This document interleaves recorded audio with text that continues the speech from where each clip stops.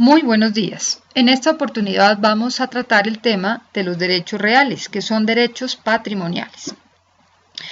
Dentro del concepto del derecho real, tenemos que entender que el derecho real es un poder jurídico que tiene un sujeto, una persona, con respecto a una cosa. Más que una relación jurídica, es un poder jurídico. Uno se podría relacionar jurídicamente con otro sujeto igual, pero no con un objeto. Por lo tanto, dentro de la doctrina se establece que el derecho real es un poder jurídico que tiene la persona sobre la cosa y que lo hace oponible a toda la colectividad social.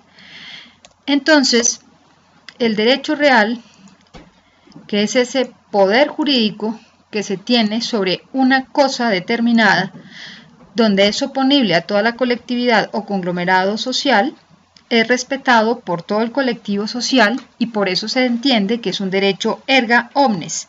Quiere decir que todo el mundo debe respetar ese derecho. Por lo mismo, el derecho real tiene unas características que son muy propias de este derecho.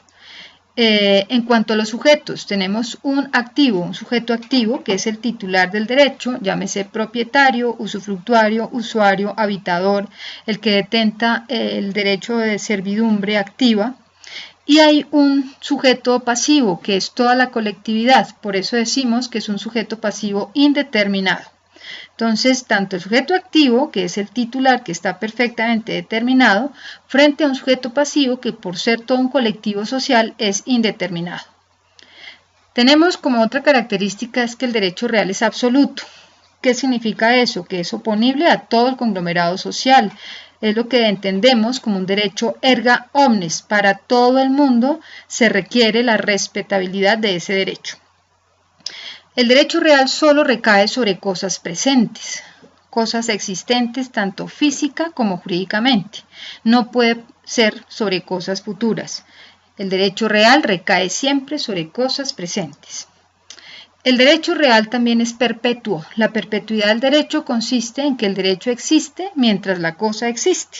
No es que el derecho exista para siempre, sino el derecho siempre va a estar unido a una cosa. Por lo tanto, el derecho existirá mientras la cosa exista.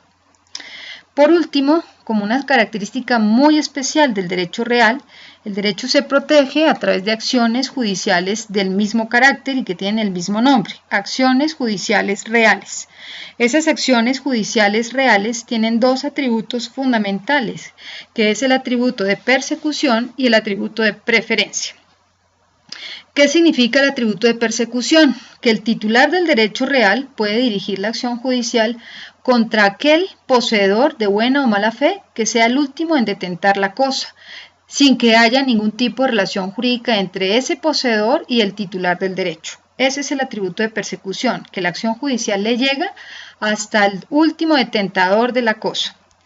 Y el atributo de preferencia es que en el caso en que haya un conflicto de intereses entre un derecho real y un derecho personal u obligación, se prefiere proteger el derecho real que el derecho personal. Se prefiere proteger desde todo punto de vista el derecho real, que es un derecho erga omnes, frente a un derecho personal, que es inter partes.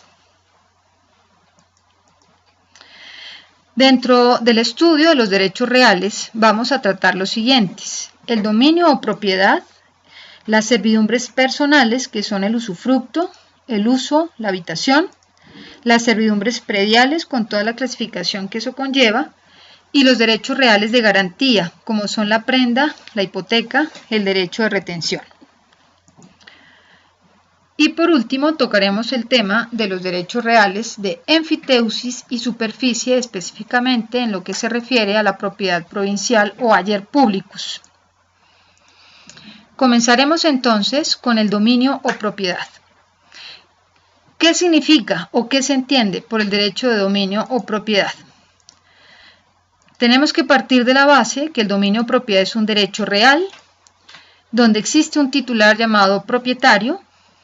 Ese propietario lo ejercita sobre una cosa corporal que sea mueble o inmueble.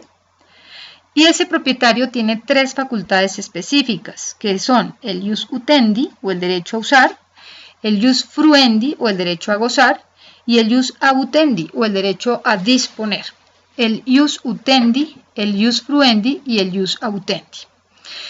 Ese dominio de propiedad lo puede ejercitar su propietario no siendo contra la ley ni contra el derecho ajeno. Es decir, los límites de la propiedad están fijados tanto por las leyes de orden público como el derecho de otro. El derecho de propiedad o dominio de una persona terminará cuando inicie el derecho de otra. En Roma, la propiedad inicialmente poseía varias características de ser sacrosanta, absoluta, absorbente y en principio ilimitada. Esos límites no se presumen. Posteriormente, con la evolución y desarrollo de la historia del derecho romano, se observó que era fundamental la limitación de la propiedad privada por normas de orden público para hacer prevalecer el interés social o el interés colectivo sobre el interés particular. Con Justiniano se crea la primera visión de lo que es la función social de la propiedad, cuando por motivos de interés público hace falta hacer privilegiar el interés colectivo o social frente al interés particular. Tenemos entonces que ¿quién es un verdadero propietario? Es decir, ¿quién es un propietario pleno? El propietario pleno es el que tiene las tres facultades en su propia persona: el ius utendi, el ius fruendi y el ius abutendi. Dicho de otra manera, el derecho de usar la cosa, el derecho de gozar de los frutos y el derecho de abusar o disponer de la propiedad. ¿Qué significa el ius utendi? El ius utendi es el derecho de usar la cosa conforme a su naturaleza y su destino. Es la utilización de la cosa conforme a su naturaleza y su destino. El ius fruendi es el derecho a percibir, por un lado, los frutos de la cosa para satisfacer las propias necesidades básicas del titular, y por otro lado es la posibilidad de disponer a cualquier título de esos frutos frente a terceros, ya sea a título gratuito o a título oneroso. Entonces tenemos que el ius fruendi de un propietario pleno comprende dos facultades específicamente: la facultad de la percepción de los frutos para satisfacer sus propias necesidades, como la facultad de disponer de los mismos frutos frente a terceros, ya sea a título gratuito, como por ejemplo en el caso de una donación, o a título oneroso, como por ejemplo en el caso de una permuta, una compraventa, etc. Y por último está la facultad de disponer del bien, o sea, el ius abutendi, que es la disposición. Esa disposición puede comprender una palabra que es muy propia del derecho romano, que es la enajenación. ¿Enajenar qué implica? Enajenar en sentido estricto implica la transferencia de la propiedad. Pero enajenar también puede implicar en un sentido más amplio lo que es no solamente la transferencia de la propiedad, sino también gravar la propiedad, es decir, de soportar una carga, un gravamen, como en el caso de la hipoteca o la servidumbre, o también puede significar la limitación de la propiedad, cuando se limitan cualquiera de las tres facultades del propietario pleno. Por ejemplo, el usufructo, uso o habitación son limitaciones a la propiedad, son limitaciones al derecho de dominio, porque están limitando el ius utendi y el ius fruendi, como lo veremos más adelante. Por consiguiente, la propiedad se puede desmembrar, es decir, que el propietario pleno puede llegar a ceder varias facultades de esas tres que tiene a un tercero. Por ejemplo, el usufructo. En el usufructo, el propietario pleno ya no es propietario pleno, sino que se convierte en nudo propietario. ¿Por qué? Porque ha desmembrado el ius utendi y el ius fruendi para concedérselos al usufructuario. Ha desarticulado o desmembrado la propiedad. Cuando el propietario pleno deja de serlo, quiere decir que se queda en calidad de nudo propietario. ¿Qué es un nudo propietario? Aquel que solamente detenta la facultad de la disposición o el ius abutendi, ya que el ius utendi y el ius fruendi lo ha desmembrado de la propiedad plena para concedérselos a un tercero, llamado usufructuario o usuario o habitador.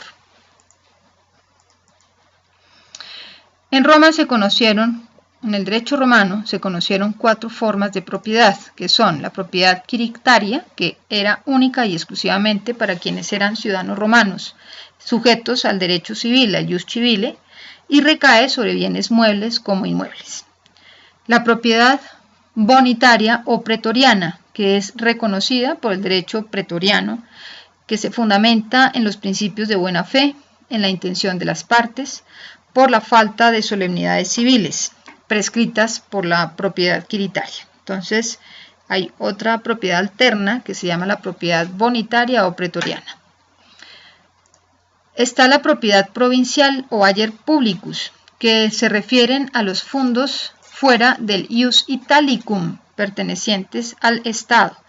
El Estado, para no hacer más gravosa la situación de estos predios, les da la concesión de la explotación económica de estos predios a los particulares a través de dos derechos reales como son la enfiteusis y la superficie, que más adelante los vamos a tratar. Entonces, esa propiedad provincial son propiedades que están en cabeza del Estado, que salen y quedan por fuera del ius italicum, precisamente por la misma situación geográfica en la que se encuentran, y el Estado le concede la explotación económica de los mismos a particulares a través de los derechos reales de enfiteusis y superficie, dependiendo de si se trata de fundos o de predios que sean incultos y que hace falta explotarlos agrícolamente, o de aquellos que sean urbanizables y hace falta urbanizarlos. De eso dependerá acogerse a un derecho o a otro. O sea, dependerá si hay derecho de enfiteusis o derecho de superficie. Y por último está la propiedad peregrina, que está regida por el ius gentium, o derecho de gentes, que únicamente se le aplica a quienes son ciudadanos a quienes son extranjeros o peregrinos. Entonces, esas son las cuatro formas de propiedad que se conocieron durante la evolución del derecho romano. La propiedad quiritaria, solo para ciudadanos romanos; la propiedad bonitaria o peregrina, solo que está reconocida por el derecho pretoriano a falta de solemnidades del derecho quiritario; la propiedad provincial o ager publicus, que es los fundos o tierras del Estado; y la propiedad peregrina, que se regula por el derecho de gentes para extranjeros o peregrinos. Para poder llegar a adquirir la propiedad quiritaria, se requiere de tener la detentación de un título y de un modo. ¿Qué significa un título? Un título es aquel hecho del hombre generador de obligaciones. Es la forma jurídica de concretar alguna de las fuentes de las obligaciones a un caso concreto. Por eso decimos que el título es generador de obligaciones, pero el título no lo podemos confundir con la misma fuente de obligaciones. La fuente de obligaciones es de donde emanan, donde surgen, donde se originan las obligaciones. Y esas fuentes de obligaciones son básicamente 5. El contrato, el cuasicontrato, el delito, el cuasidelito y la ley.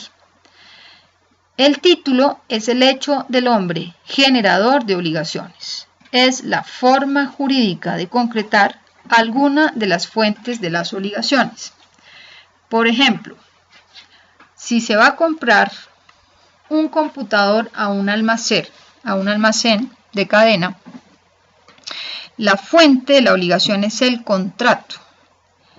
El título es la clase de contrato que se está configurando en el caso concreto. En este caso sería la compra-venta. La fuente es el contrato, el título sería la compra-venta como tal. Frente al título, igualmente, hay otra concepción que se establece que el título es la causa remota en la adquisición de los derechos reales. Pero del título no surgen per se los derechos reales. El título es ese puente o esa causa remota que es importantísima para la adquisición de los derechos reales.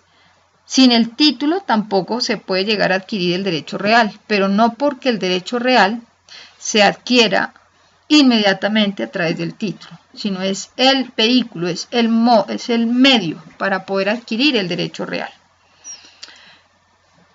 Frente al título encontramos otro concepto que es el modo. ¿Y qué es el modo? El modo es la forma jurídica de dar cumplimiento al título o de realizar el título.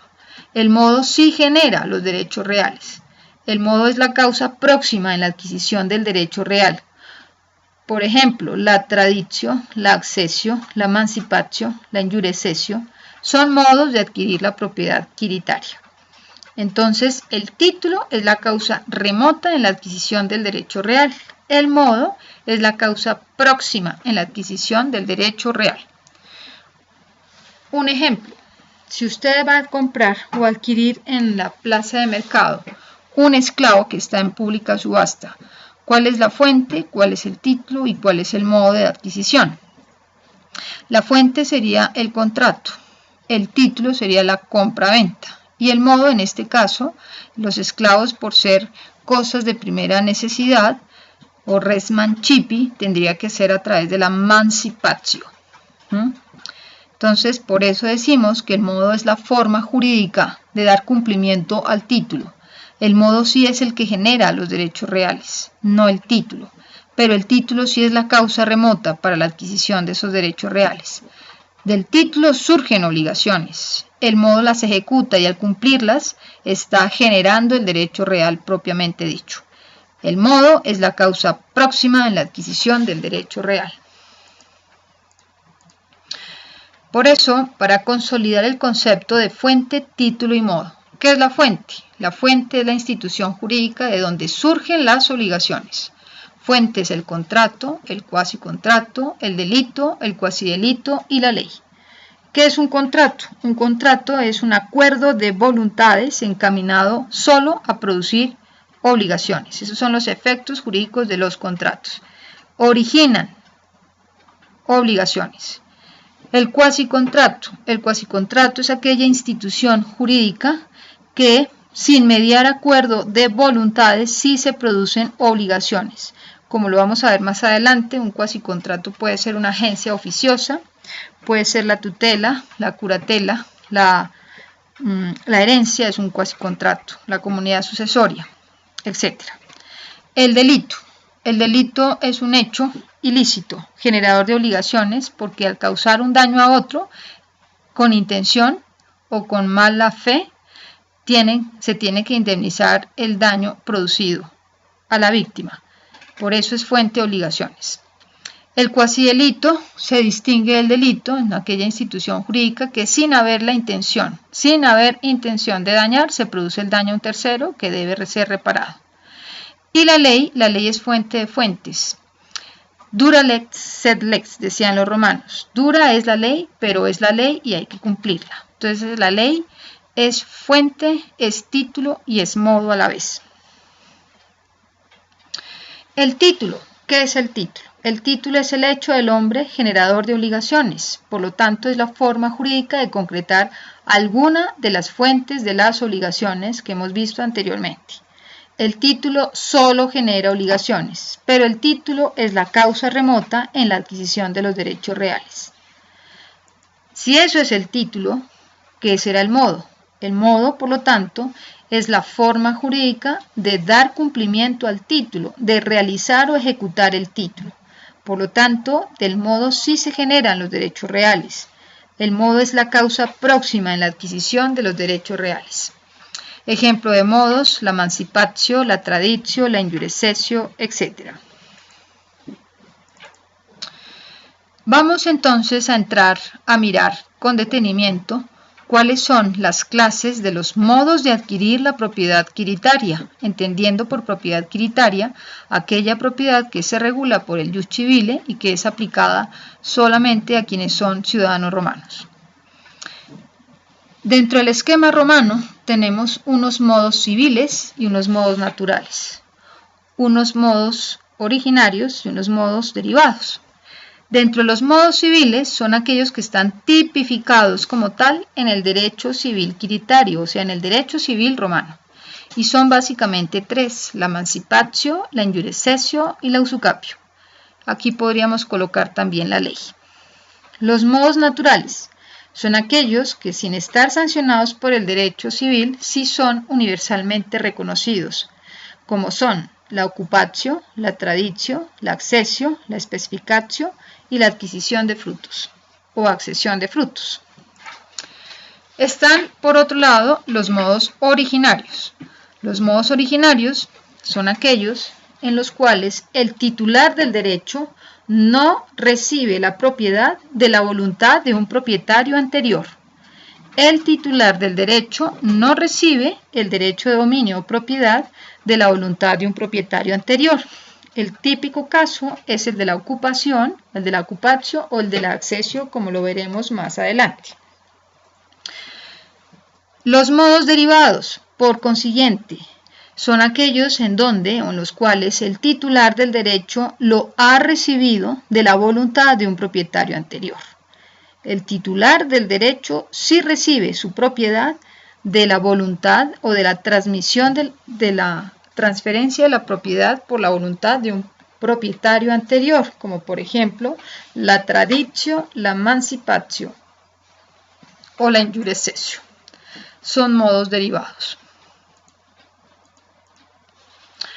Entonces, vamos a entrar en el estudio de los modos del derecho civil, como son la mancipatio, la injuria cessio, la adjudicatio, la usucapio y la ley. Son esos modos de naturaleza o tipificados o sancionados en el derecho civil quiritario. Mancipatio, injuria cessio, adjudicatio, usucapio y la ley. Vamos con la mancipatio. La mancipatio, o también llamada por el cobre y la balanza, que es un signo o un rito o un símbolo del derecho romano, propio del derecho quiritario. Por eso decimos que la mancipatio es un modo derivado de adquirir el dominio que simboliza una venta simbólica o ficticia por el cobre y la balanza. La balanza significa el equilibrio o la equidad entre el precio y la cosa. El cobre simboliza el precio. En otros doctrinantes van a encontrar de pronto el metal del cobre por bronce, pero el significado sigue siendo el mismo. Las partes son el enajenante o dans y el adquirente o accipiens. Enajenante, que es el que transfiere la propiedad, que también se conoce con el nombre de dans, y el adquirente, que es el que recibe la propiedad a su favor, que se llama accipiens. Está un testigo que se llama libripens, que es el portador de la balanza. Se encuentran 5 testigos hábiles, que son todos ciudadanos romanos púberes. No se admite representación de las partes en ningún sentido, es decir, que se requiere en este acto simbólico, se requiere la presencia física de las partes contratantes, tanto el enajenante como el adquirente. No pueden actuar a través de apoderados. El cobre, como ya lo dijimos, simboliza el precio y solo es posible acudir a la mancipatio para transferir la propiedad de cosas mancipi, cosas de primer uso o primera necesidad, como por ejemplo los esclavos, los animales de tiro y carga, los fondos itálicos, etc. La mancipatium viene de la voz latina, manu capere, o sea, el acto de asir la cosa por el adquirente. Asir es de tentar, escoger la cosa por el adquirente. El dans, a todas estas, durante el acto simbólico, permanece en silencio. El accipiens declara, por lo tanto, el derecho que le asiste. Esta figura de la mancipatio, este modo de adquirir derivado, desaparece en el Bajo Imperio. ¿Por qué es un modo derivado? Porque hay la transferencia del derecho de dominio a través de la voluntad del enajenante hacia el adquirente. Así guarde silencio en todo este símbolo el enajenante, el que calla en este caso otorga, por lo tanto consiente en la transferencia de la propiedad. La injuria cessio. La injuria cessio traduce cesión de derechos. Esa injuria cessio es un juicio simbólico, un proceso judicial, pero es un proceso simbólico donde no va a haber controversia entre las partes que son objeto de litigio. Por lo tanto, hay un demandante y un demandado. El demandante acude en calidad de cesionario del derecho de dominio o propiedad. El demandado acude en calidad de cedente del derecho de dominio o propiedad. Quien es demandante es el que tiene la intención de adquirir la propiedad a través de este modo. por eso hablamos de un cesionario del derecho de dominio propiedad que le asiste al propietario en calidad de cedente, que en este caso hará las veces de demandado. El demandante, en calidad de cesionario del derecho de propiedad, afirma pertenecerle la cosa que es objeto del proceso, es decir, está reivindicando simuladamente un derecho que le asiste conforme al derecho quiritario como una forma de adquirir la propiedad. El demandado guarda silencio en todo el procedimiento, por eso es que no hay controversia. La cosa objeto de litigio debe estar presente en el proceso o por lo menos algo que la represente. El magistrado confiere, por lo tanto, la propiedad al demandante en calidad de cesionario de la propiedad a través de una adicción. El magistrado, por lo tanto, se pronuncia en favor del cesionario del derecho de dominio propiedad, que sería el demandante. Para el proceso se requiere que la cosa objeto de litigio, que no hay litigio, pertenezca al derecho comercial, es decir, requiere que sea comercial la cosa y que las partes tengan el ius commercium, el derecho a enajenar las cosas objeto de este proceso. Recae tanto sobre cosas mancipables o de primer uso o primera necesidad como sobre cosas no mancipables, las res mancipi o res nec mancipi. En este proceso o en este juicio simbólico o simulado no se admite tampoco representación de las partes, o sea, tanto del demandante como del demandado. Y esta clase o este modo de adquirir la propiedad adquiritaria desaparece con Justiniano. Entramos a la adjudicatio o adjudicación. La adjudicatio es un modo a través del cual el juez es quien concede la propiedad mediante un fallo en aquellos procesos que son divisorios, es decir, este modo solamente se podría tramitar en aquellas acciones judiciales que son de partición o de división. Por eso hablamos de procesos divisorios.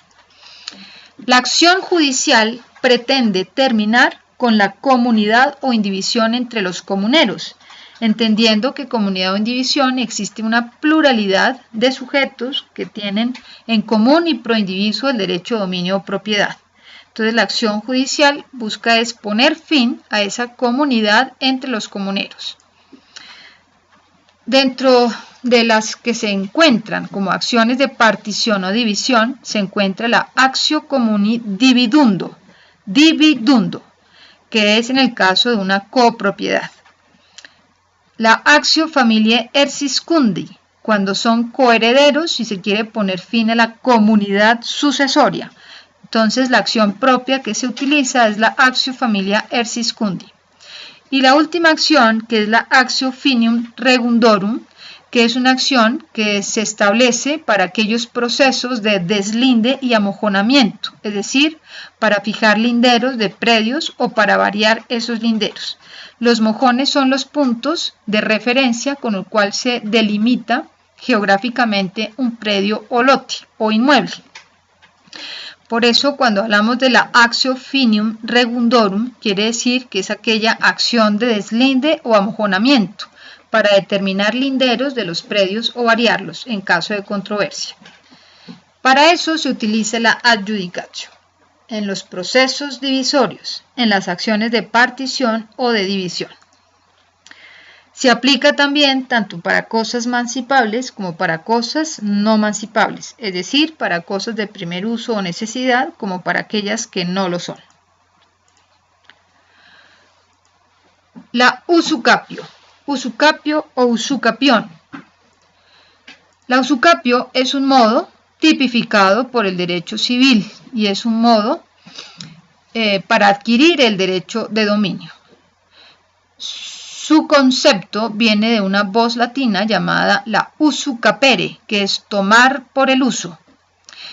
Para el usucapio se requiere que exista un poseedor, es decir, un sujeto que detente materialmente la cosa objeto de la posesión, con ánimo de señor y dueño. Un detentador material de la cosa con ánimo de señor y dueño. Esa posesión, esa detentación material de la cosa con ánimo de señor y dueño, se requiere realizarla por un tiempo determinado por la ley. Antes de Justiniano se requería 1 año para bienes muebles, 2 años para bienes inmuebles. Después de Justiniano se alarga el tiempo, 3 años para bienes muebles, 10 para bienes inmuebles entre presentes, pero se le alarga todavía aún más en 20 años para ausentes. Entonces, en la usucapión hace falta tener 2 requisitos fundamentales. Ser un poseedor, pero no cualquier poseedor. Un poseedor bonitario, es decir, un poseedor de buena fe, o también conocido con el nombre de propietario bonitario. ¿Por qué? Porque ese propietario bonitario también tiene otro elemento adicional que es el justo título. Justo título. La posesión de ese propietario bonitario tiene que reunir 3 características fundamentales: que sea quieta, que sea pacífica y que el tiempo sea ininterrumpido. Por eso el tiempo que determina la ley para el usucapio es ininterrumpido, sin interrupciones o sin intervalos. Para el usucapio, por lo tanto, se requiere de 2 elementos fundamentales: un poseedor de buena fe o un propietario bonitario con justo título. Se requiere, por lo tanto, justo título y buena fe. La usucapio recae sobre cosas comerciales, cosas muebles o cosas inmuebles. Ya pierde el sentido lo que son las cosas mancipables o no mancipables y se cambian por cosas muebles o inmuebles, pero que estén dentro del comercio para poder adquirirlas por usucapio, como modo de adquirir la propiedad quiritaria. Cosas que son prácticamente imposibles de adquirir por usucapio, por eso hablamos de cosas inhábiles. Están las cosas robadas, las cosas que han sido poseídas con violencia, las cosas que pertenecen al derecho divino y aquellas que son extracomercial. Las robadas, las poseídas con violencia, las que pertenecen al derecho divino y las extracomerciales. ¿Qué se entiende entonces por justo título y buena fe? El justo título es un acto jurídico que debe reunir 3 condiciones: ser válido, ser verdadero y ser suficiente para transferir la propiedad. Ser válido, verdadero y suficiente para transferir el dominio o propiedad. Válido quiere decir que no adolezca de nulidad o invalidez conforme a la ley. Verdadero quiere decir que no sea falso. Y suficiente, que sea apto para transferir la propiedad o el dominio. Entonces, ¿qué es lo que faltó? Porque si se quedó en calidad de propietario bonitario, quiere decir que algo le faltó para no quedar en calidad de propietario quiritario. Esos justos títulos pueden ser los siguientes: prodote, prolegato, proemptor, prosoluto y prodonato. Fíjense que el justo título siempre lo precede un prefijo, pro. Prodote, prolegato, proemptor, prosoluto, prodonato. Y eso es lo que lo diferencia del título de propiedad propiamente dicho. El justo título, no que el título de propiedad no sea válido, verdadero y suficiente para transferir la propiedad. Eso sería muy malo decirlo. Por supuesto que el título también tiene todos esos atributos. Pero el justo título, el problema del justo título es que quien transfiere la propiedad no la tiene. Por lo tanto, así sea válido, verdadero y el título por sí mismo que sea suficiente para transferir el dominio, el problema es del titular, de quien va a transferir la propiedad o dominio, porque carece de él. Al ser un poseedor de buena fe, quien transfiere la propiedad a otra persona, la persona adquirente queda en calidad de poseedor de buena fe nuevamente. no puede quedar en calidad de propietario quiritario. Entonces, hay dos formas de quedar simplemente en calidad de propietario bonitario. Uno, porque quien transfiere la propiedad no la tiene realmente. Y además porque la venta o la transferencia de cosa ajena en el derecho romano es válida. E igualmente es válida para el derecho colombiano. Entonces, ¿se puede transferir una cosa que no sea propia? La respuesta es que sí. El problema es que la persona que la adquiera no va a quedar en condición de propietario quiritario, sino que queda en condición de propietario bonitario, porque si ha precedido un justo título, o sea, aquel acto jurídico que es válido, verdadero y suficiente para transferir el dominio. Dentro de esos justos títulos tenemos el título pro dote. ¿Qué significa eso? Que la dote, acuérdense que es aquel conjunto de bienes que entrega el pater familias si la mujer es alieni juris, o entrega a la mujer misma a un tercero en su nombre si es sui juris. Quiere decir que la dote, la transferencia de la dote, quien lo transfiere no es el verdadero propietario de los bienes. Por lo tanto, al marido se le deja en condición de poseedor de buena fe, o sea, un propietario bonitario, no un propietario quiritario. Prolegato. Legato significa un legado. Entonces quiere decir que la persona que ha dispuesto a través de un testamento de ciertos bienes en favor de sus sui heredes, ha dispuesto de bienes que no le pertenecen o de los cuales no ha sido propietario. Por lo tanto, al adquirente de esos bienes también lo deja en calidad de poseedor de buena fe o propietario bonitario. Proemptor significa compra. Por lo tanto, quien es el comprador o adquirente adquiere una cosa que no es de propiedad del enajenante.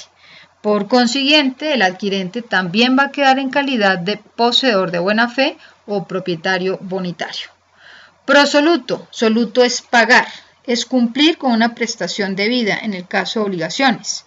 Entonces, por ejemplo, si a una persona le paga a otra una deuda que le debe con unos dineros que no le son propios o con una cosa que es ajena, pues la persona que adquiere también queda en calidad de propietario bonitario o poseedor de buena fe. Prodonato, que es recibir una donación. La donación quiere decir que una persona hace un acto dispositivo de un bien que no le pertenece. Por lo tanto, la persona que lo adquiera, pues quedará en calidad de poseedor de buena fe o propietario bonitario.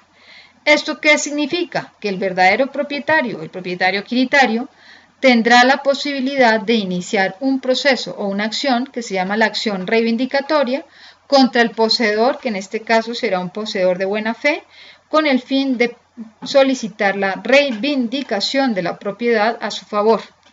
Por eso es que la condición de un propietario bonitario no es una posición muy halagüeña que digamos. ¿Por qué?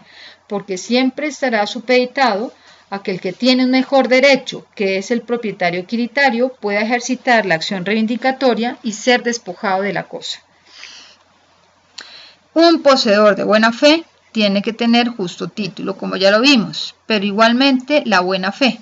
¿Qué es la buena fe? Aquella convicción subjetiva de haber adquirido la cosa por medios legítimos. Se requiere esa buena fe al momento de realizar el negocio jurídico propiamente dicho. El adquirente cree con seguridad tener la propiedad y de haberla adquirido y de haberla recibido de quien es propietario quiritario. Así posteriormente a la venta o a la enajenación se dé cuenta que no es así. La buena fe se requiere al momento de realizar el negocio jurídico. Así ya posteriormente se entere que la situación era otra. Entonces, ¿qué es la buena fe? Es la convicción subjetiva de haber adquirido la cosa por medios legítimos. Y se requiere esa condición, esa convicción de carácter subjetivo al mismo momento de realizar el negocio jurídico presupuestado. Dentro del concepto del derecho romano existe un concepto que hoy en día todavía persiste en nuestra legislación nacional, que es la prescripción del derecho pretoriano. O sea, el derecho pretoriano le concede ciertas armas o ciertos mecanismos de defensa para los poseedores de las cosas que están con miras de alcanzarlas quizás por usucapio o por lo menos para evitar que las sean despojados de ellas por parte del propietario quiritario. Y aquí tenemos dos clases de prescripción. La prescripción realmente en este caso sería un modo de extinguir acciones judiciales por el paso del tiempo. No es un modo de adquirir la propiedad quiritaria, es un modo de extinguir acciones judiciales por haber pasado mucho tiempo. Entonces, dentro de ese concepto se encuentra la prescriptio longi temporis, prescripción por largo tiempo, prescriptio longi temporis, que es dable para fundos provinciales con posesión. Fundos provinciales que no estén en cabeza del Estado, sino en particulares, que hayan sido poseídos por particulares. Para eso se requieren 10 años para personas que estén presentes o 20 años para ausentes. Y está la otra, que es la prescriptio longissimi temporis. Prescriptio longissimi temporis, es decir, la prescripción por larguísimo tiempo, que se diferencia de lo anterior por ser un medio de defensa judicial para cualquier tipo de posesión, es decir, protege tanto los intereses del poseedor de buena fe como los de mala fe, frente a toda clase de cosas que se posean, que sean comerciales, que estén dentro del comercio, y aquellas cosas que pueden haber sido adquiridas en forma violenta o que su procedencia se haya hecho por hurto o robo. Para ese tipo de prescripción caben 30 años. ¿Esto qué significa? Que por ser un medio de defensa judicial, opera simplemente por vía de lo que se llama una excepción procesal. ¿Qué significa eso? Que siempre cabrá la posibilidad que un propietario quiritario ejercite la acción reivindicatoria de la cosa que le ha sido despojada. Para la prescripción longi temporis, si ese propietario quiritario, en cuanto a los fundos provinciales se refiere, inicia la acción reivindicatoria al cabo del año 11 frente al poseedor que la posea, ese poseedor puede defenderse de la acción judicial a través de una excepción, que es otra forma, es un medio de defensa judicial de carácter procesal para quien ha sido demandado. La excepción propone la excepción longi temporis, que significa la excepción de largo tiempo. Quiere decir eso que el propietario inicial, el propietario quiritario, se demoró muchísimo tiempo en hacer efectiva su acción reivindicatoria. Entonces, él lo que propone es un medio defensivo a su favor, alegando el largo tiempo que ha pasado para la protección de ese derecho. ¿Qué es lo que va a pasar? No que le den a él, al demandado, la propiedad, pero tampoco le despojan de la posesión del bien. No podrá nunca ser un medio de adquirir la propiedad, pero sí va a ser un medio para detentar la posesión y permanecer en ella. Eso es en cuanto al efecto procesal referente.